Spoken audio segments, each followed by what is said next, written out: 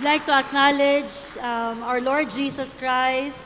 We thank you, Lord. We thank you, Holy Spirit, for this wonderful opportunity that you have given to all of us. We would like to honor and praise the Lord Jesus Christ for giving us our man and woman of God, our pastor, our mentor, our father and our mother, Pastor Nonon and Pastor Atini or Halesa.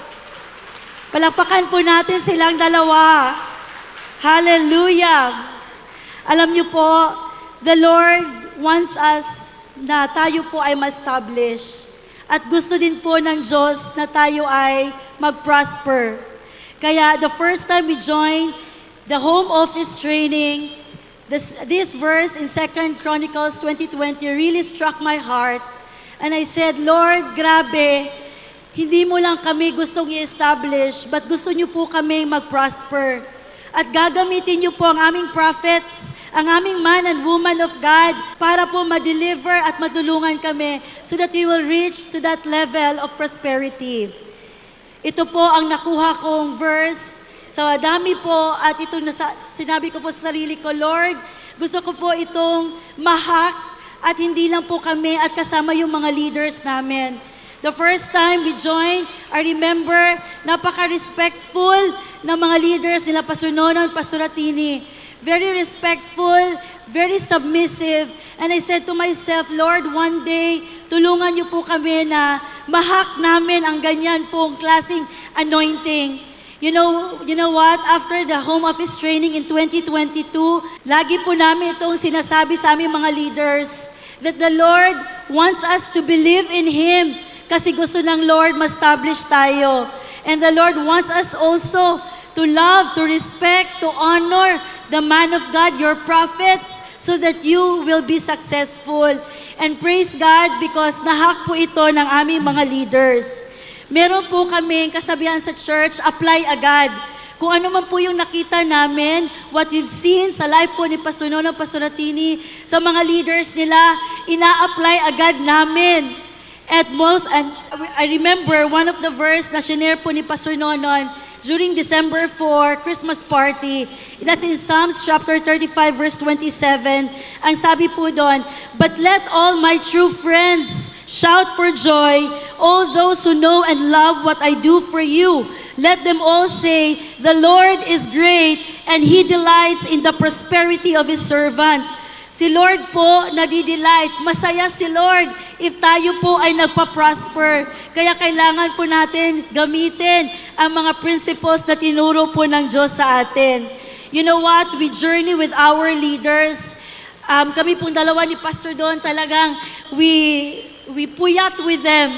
No, wala din kaming tulog because gusto po namin na maayos at tama po ang pag-deliver, pag-apply po ng DNA. And we praise God because there were moments in our lives na pupunta lang kami sa bahay nila and we will talk to them, we will share to them, we will discuss to them, even to the point and level dun po sa first fruit nila, tithes and their offering. Because that is also for their own good. Na-receive po namin, kinapastor ng Pastor Atini, na Lord, hindi lang one time, big time, but gusto po namin enduring wealth ang mangyari po sa aming lahat. We journey with them, we correct them, we rebuke, and by the grace of God, we guide them, and of course, we love them so much. Sabi po ni Pastor Don sa amin, it's not because you're already prospering. Alam namin na kung itodo nila, magre-reach po sila ng 1 million. Sabi ni Pastor Don, love, no fear of men. We have to correct them kasi this is for their own good. Papasalamat po kami sa Diyos because the Lord gave us wisdom. That the more we pray in the Lord, God will give us divine ideas. Right now po, we have 22 home offices. Praise God, palakpakan nato si Lord. Ana, buhi si Lord. Hallelujah. Yung isa po nasa San Francisco, yung isa nasa Bayugan City, yung isa nasa Kitcharao, yung isa naman nasa Patinay. The rest of the home offices are here in Butuan. And we praise God for that. Grabe po ang home office, na training po, ang home office po na binigay ng Lord sa ating lahat, that truly there is church growth. There's breakthrough in finances. And our people are all the more empowered kasi meron po silang ministry. They have money for the ministry. And family po, I remember one of my sons, sabi niya sa amin, that was 2019, sabi niya, Mommy, can we go with you in Singapore? So I said to him, yes anak, sama tayo. And I just want to thank the Lord because last year, sabi na anak namin, oh Mommy ha, sama kami sa Singapore. Yes, sama tayo lahat. At sinama namin sila, that's our first trip, nakasama po namin ang buong pamilya. Pagpakan natin si Lord, Ana. Right now po, I just want to end po, we just want to really honor the Lord God. And we thank so much for the life of Pastor Nona and Pastor Tini. Ang dami po nangyari sa buhay namin. Within 2 years po, grabe, pwede pala kayong gaganyanin ng Lord. Ang daming mga bagay na inopen ng Lord. In fact, we already have our expansion right now. Natapos na po yung Home Office 1. Yun po yung pinakita namin last time. Home Office 2, Home Office 3. Dinevelop namin yung Home Office 4 para office namin. And right now, we are already currently expanding for our Home Office Room 5. Sa amin lang po yan ni Pastor Don. Palakpakan natin si Lord. And lastly, last December 16, sabi ni Pastor Don, and love, mag-goal tayo sa ating account. Dapat meron tayong 100 workers. And right now po, sa araw na ito, we just confirm it from our VA. Sabi niya, we have 51 workers po. Sa amin lang po yan ni Pastor Don. Thank the Lord for all the blessings. Magandang gabi po sa ating lahat. Thankful ako sa kina Pastor Nonon, Pastor Tini. Nagbunga ding barkadahan namin. Thank you, Big Brother Kumunisaw na Kuya, karon Pastor, Mentor, Daddy. Power kayo. Salamat po, Daddy. Salamat ko sa mga leaders sa New Gen, mga leaders sa New Gen, mura na po niya ako mga anak. Naghamog na tabangan, marami kayo ng tulungan sa mga leaders ko din. Salamat sa time niyo. At saka nakikinig, dahil nakikinig kayo sa amin. 3 stages to prosperity. I believe this will help us. 5 minutes lang, so bear with me, okay? 3 stages. Number 1 is desperation. Desperation means puno ka na sa utang, di ba? Na-desperate ka kasi marami ka ng utang. Try mo na ang lahat, wala pa rin nangyari moment. Your world is getting smaller, everyday moment, because marami nang naniningil. Di ba? So lumiliit, ayaw mo nang mag-shopping, ayaw mo nang mag-go sa mall, baka makita mo yung... So yun yung mga desperate moment. Bihira ka na lang lumabas sa bahay. You're losing your lost friends. Di ba? Nawawala mo mga friends. So mga desperate moment. Nag-aaway na palagi kayo ng misis moment. Wala nang respeto ang mga anak moment. Mga moment kasi ito eh. This is a time na gumigising ka ng madaling araw, pero kung bakit hindi mo alam, moment pa rin yan. Mga desperation moments sa buhay natin. Then you make a covenant with God because with all those frustration, the only thing that would solve everything is to kneel down and to just surrender it to God. And you have to start making a covenant with the Lord. And I believe God's intention is to bless us. But as long as you are working within your strength, ability, God cannot work in our lives. Pamilya ba ng mga pastor? So wala ka ng ibang mapuntahan kundi si Lord na lang. So surrender ka na. Second is preparation.